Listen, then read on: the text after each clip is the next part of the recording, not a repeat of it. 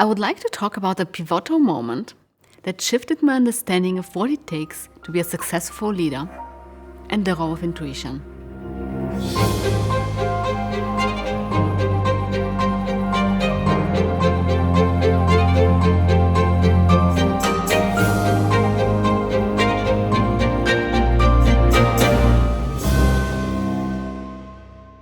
Hello, my name is Diana Dimitrova, and this is my Oxford Talk.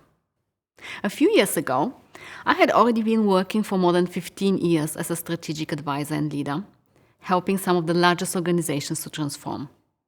I was in a routine situation at work and had to make a decision like I had frequently done in the past. This time, I felt a bit different. I felt an urge to do something, to call someone. But this didn't make any sense. I thought I would embarrass myself if I do it. What would others think of me? So I continued business as usual. Time passed by. I thought, always good. Yet the thought and feeling came back and kept coming. I was getting a bit irritated. I didn't see any logical reason to do what my thought suggested. So of course I ignored it. Fast forward 1 month, it turns out this routine decision I made has turned out very wrong, and more so, negatively impacted other people. And the thought I kept ignoring, since it didn't make rational sense, could have helped me to prevent this mistake. I felt so crushed and embarrassed for the pain I have caused to others and to myself, and almost wished to magically disappear from everything. Well, spoiler alert, I didn't disappear. I was still there and had to face the situation. Somehow, in the midst of this pain, there was a part of me that knew this mistake and really difficult situation actually happened for me. And not to feel shame or guilt, but to show me something, to help me learn something. You see, by that point of time, I thought I had done all the right things to progress well in my career. I was very ambitious to grow professionally after coming from a post-communist country. I had received many scholarships at every step of my academic education, completed a master's and a PhD. Later, I was working for global organizations on their most prominent challenges. And yet, now, I was in this strange and painful situation and stumbled upon the frontiers of what I knew. So I became curious to understand what had happened. What was this feeling and thought that I had that would have helped me to avoid a mistake that came kind of out of nowhere and yet didn't make any rational sense? And thus, of course, I ignored it. Well, the researcher in me felt called. I started exploring concepts like the rational mind, intuition, left and right brain hemisphere. In fact, one of the prominent scientific sources is by a scholar originally trained here in Oxford, Ian McGilchrist, who explored the concept of the left and right brain hemisphere. And while scientists are still exploring these fields, many suggest that the left brain hemisphere, figuratively said, governs logical thinking, reasoning, structuring, preserving the status quo. Our brain activity in these states can be even measured as beta brain waves. And when we add some stress, not untypical in business situations, we move in high beta waves. We narrow our attention and perspectives, stay in our head, and tend to discard new ideas, as in my case. And then there's the right brain hemisphere. It stands for the intuitive, creative, empathic, innovative side of us. We are more in the flow and perceive stronger our natural intelligence. We are open for inspirations, for intuitive nudges. We can tap into this state when we are relaxed, and this can be measured as alpha brain waves. The alpha brain waves are considered more restorative and regenerative and can help us gain more clarity and energy. And this state is not only helping us to tap into our deeper knowing, this is also how we start feeling more empathy compassion, and stronger connection to others, and even to nature. And I realized I had mastered so far in my life my left brain hemisphere perfectly. While my right brain hemisphere, my intuitive side, seemed so ignored. More so, I didn't consider it a factor, a category relevant to my work. And no one I experienced in business also seriously saw it as a valid category. And yet, I realized how considering my intuition could have prevented the painful mistake. So now, even my business alter ego started realizing this intuition thing was indeed something definitely worth exploring and listening to. Interestingly, when we observe exceptional people like Steve Jobs, Nikola Tesla, Albert Einstein, they all admit that while, of course, they rely on their rational mind, their intuition has played a key role in important decisions and inspirations they had. Albert Einstein is often quoted saying, "The intuitive mind is a sacred gift, and the rational mind is a faithful servant," and that all great achievements of science must start from intuitive knowledge. Henri Poincaré, a French mathematician and physicist, sees it in a similar way and says, "It is through science that we prove, but through intuition that we discover."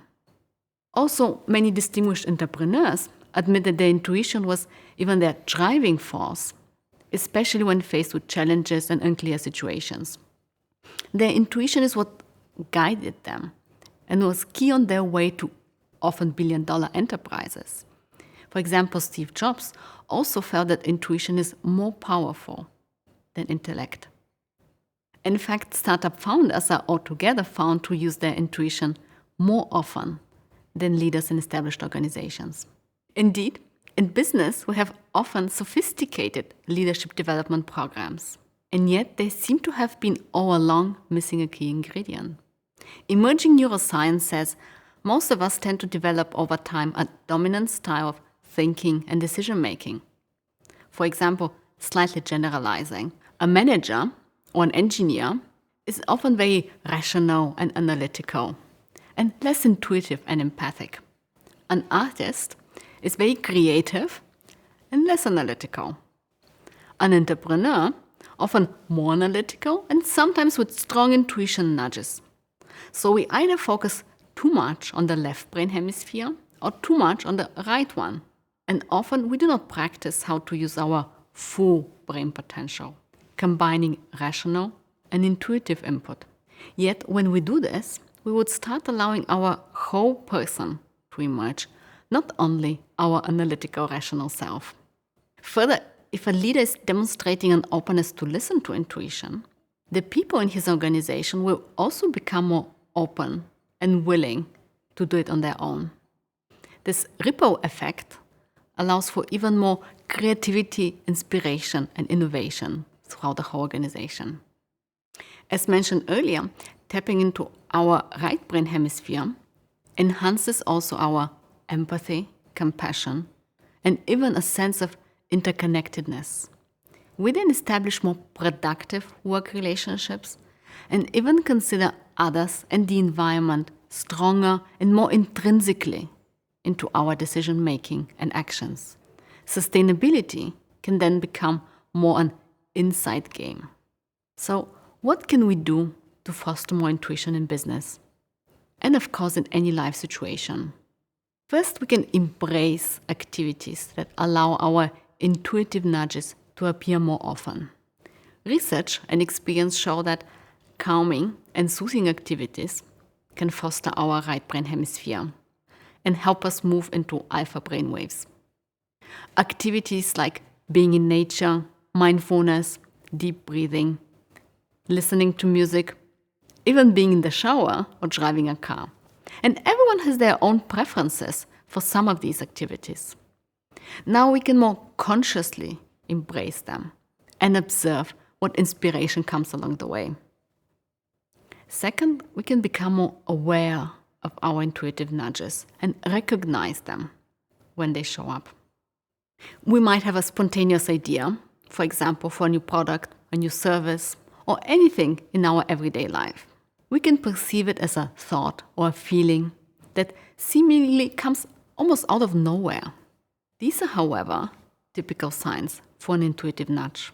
After we recognize the intuitive nudge, we often tend to start a thought process to analyze and dissect the idea in a way to prove why it doesn't make any sense. As in my example in the beginning. We might think, oh no, this is too expensive, would take too long, no one else would like this idea. These are some typical limiting thoughts we get when the left brain hemisphere wants to step in. Or we can also be brave and open-minded and explore this intuitive nudge further and see what benefit will emerge from it. Of course, there still will be situations when we consciously decide to act against the intuitive nudge. We can then observe how it will play out, and if it will turn out to be what we call a mistake. And even if it is a mistake, we can learn from it and trust the intuitive nudge more the next time one comes by. This is exactly how I started recognizing and listening to my intuition, and also my clients are doing now. So every time we discard an intuitive nudge, and it turns out, let's say, not optimal, we can learn from it and start trusting our intuition a little bit more. The third thing we can do is just practice. We can start practicing, ideally first on smaller things in our life. We don't want to practice on the big business decisions yet. This helps us get better in recognizing our intuitive nudges and become more confident in trusting them, especially if they at first contradict what we think makes sense. So, to sum up, inviting intuitive nudges through more soothing activities, recognizing them when they show up, and both listening or not listening to them. All these activities help us develop and trust our intuition over time. And this is well worth it. We are facing more and more unpredictable times, technologically, politically, economically. Why not start exploring and tapping into our full intelligence that was always there, and we were not fully aware of it, or as in my case, have been stubbornly ignoring it all along. Then we can navigate easier in life and in business, become better leaders, make better decisions for us, for our organizations, communities, and for the planet. Then to become our next level version, we need to employ mechanisms other than the ones we needed in the past. We can tap into our whole potential and intelligence. And as Einstein would put it, not allow only the servant, the rational mind, to lead and guide us, but embrace our full capacities. Thank you.